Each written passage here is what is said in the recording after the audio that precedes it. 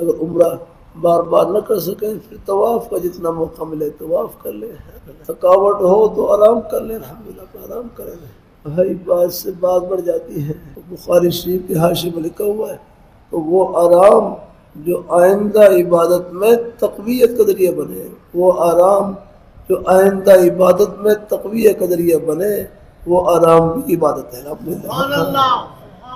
آپ دیکھ لیں اللہ نے قرآن پاک ہے وَجَعَلْنَا نَوْمَكُمْ سُبَاتًا، ہم نے نیند کو سبات بنایا، آرام کا ذریعہ، آرام ہے۔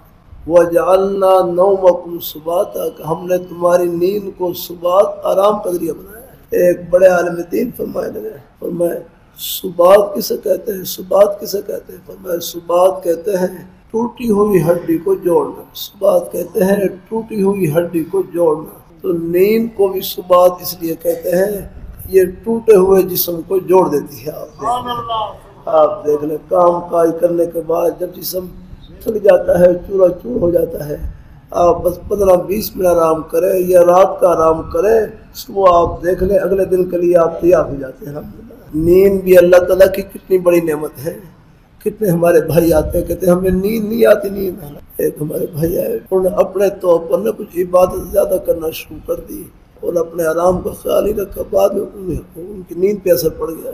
نہیں بھائی، اللہ تعالیٰ دیکھو یہ جتنی ہمت ہو طبیعت پر بوجھ نہیں ڈالنا، اللہ تعالیٰ اپنی مہربانی فرمائے۔ میرے گھر سے ایک صاحب گھر والی پوچھنے لگی حضرت میں کام کاج کر کے تھک جاتی ہوں، وہ ذائقے پورے نہیں ہوتے، مجھے نیند آتی ہے، میں کیا کروں؟ حضرت فرمانے لگے بس تکیہ دو اور تکیہ اپنے سرانے کے اپنے سر کے نیچے رکھو اور سو جاؤ، نیند پوری کرو۔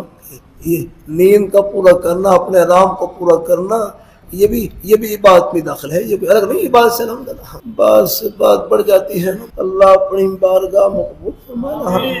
آرام کی ضرورت ہے، اپنا آرام کریں الحمدللہ۔ پہلے نے سنا تھا کہ علماء کا سونا عبادت ہے، میں بخاری شریف سے آپ کو دکھلاتا ہوں۔ اللہ تعالیٰ اپنی مہربانی فرمائے، اللہ تعالیٰ اپنی مہربانی فرمائے۔